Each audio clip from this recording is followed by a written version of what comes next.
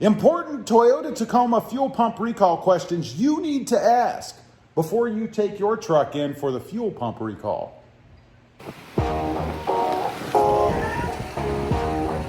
Well, good morning, everybody. How are you today? Pretty good here. And these are a few questions that I think you need to ask before you drop your Toyota Tacoma off for this massive fuel pump recall. Now, I know it doesn't involve everybody, but it does involve several. There are 5.4 million vehicles, of which the Toyota Tacoma and the Tundra are included, that are going to require this fuel pump recall. If you're not familiar with it, a little while back, Toyota announced that they were doing a recall for this fuel pump. They're bringing in trucks, and they're going to replace the fuel pumps because the truck can just stop running at any time. Not a good thing.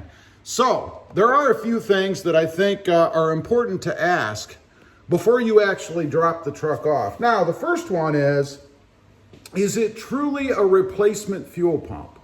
You know, I've heard people report that they're simply just putting the same pump in, I guess hoping that there aren't any issues with it because it doesn't affect every fuel pump or every truck, right? So you need to make sure, or find out at least, what you're getting. Are they truly putting in an improved fuel pump, one that you're not going to have to worry about? Or is it possible that a few miles down the road that you're going to be in there again having that fuel pump replaced all over? Next up, what will they do with your gas?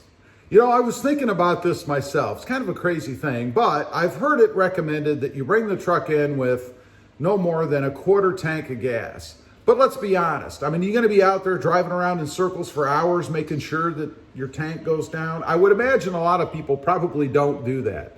I'm sure there are even some people in there that take it in with a full tank of gas. So what is Toyota going to do with it?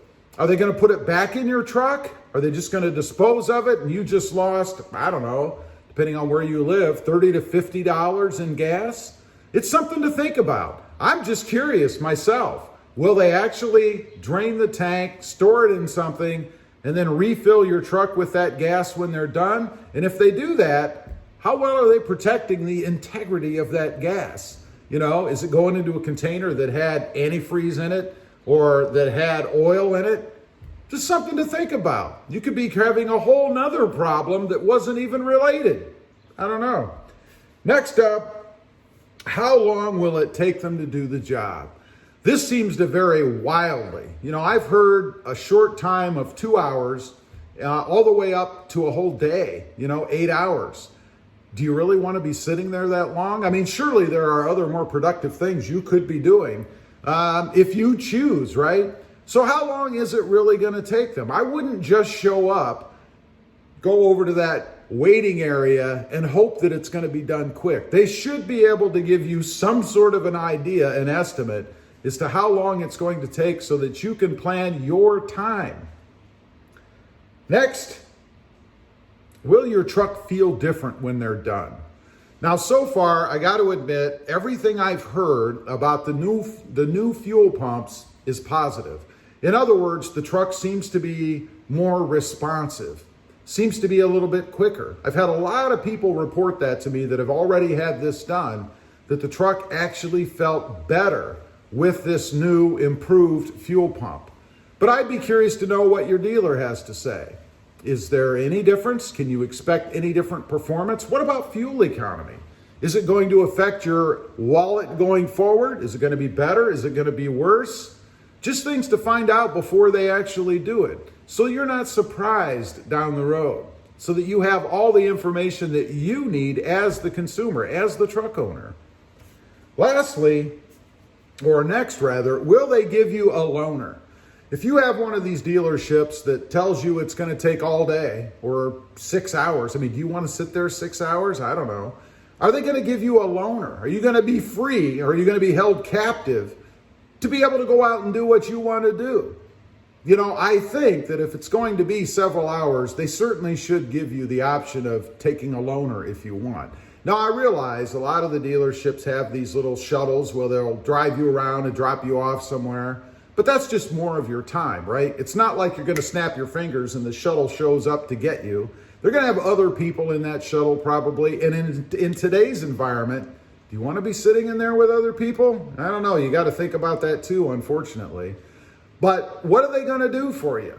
Hopefully they'll give you a loaner. If it's going to be beyond, let's be reasonable, probably a couple of hours, something like that, I think they should give you a loaner. But it's a good thing to know up front so that you're not surprised when you're in there having this recall done that you didn't want to have done to begin with. Lastly, before you drop it off, make sure that they actually have the part in stock. I've experienced this myself. I've shown up ready to have something done, and then the service department tells me, well, we have to order the part. It's like, well, why in the heck did I come in here? We could have done this over the phone. So I would make sure that you ask that question before you waste your time. Go to the dealership, sit down, and then a little while later, some service guy is going to come out and tell you that, all right, yep, looks like you need to have it replaced. We're going to go ahead and order the part. Should be in a couple of days or months, who knows. I've heard all kinds of stories about the length that it takes to actually get this part. But that's something that you need to know so that you're not surprised, again, when you go to the dealership. They should be able to tell you if they have a fuel pump in stock sitting there waiting for your truck. And if they can't tell you, I certainly wouldn't head in there and expect to have it done. They should be able to tell you that before you ever show up. So anyway, that's just a few things questions I think that you should ask before you take your truck in to have this recall done. It's not the simplest little thing. They actually have to take the gas tank off, I've heard. The fuel pump is inside the gas tank. I don't know how they get that out. There must be access down there somewhere. Who knows? That might be another good question to ask. But anyway, just a few things so that you as the owner, the consumer, are informed before you go in. I think a lot of times when we go in to have these things done, you're treated more like cattle. You show up and you're at their discretion, you're at their mercy, and you're expected to just sit there and waste your time on a recall that you never asked for. I would ask. Anyway, if you've had this done, leave a comment down below. Let me know if you've experienced anything bad when you've gone in to have this recall done. I'd be curious to know. Also, real quick, if you're interested, check out my other channel. It is all about my 2020 Jeep Gladiator out there. That channel is RobMotive JT. Don't forget to click that notification bell so that you don't miss out on any upcoming videos. And do me a favor, smash that subscribe button on the way out. Thanks for watching. Stay safe out there.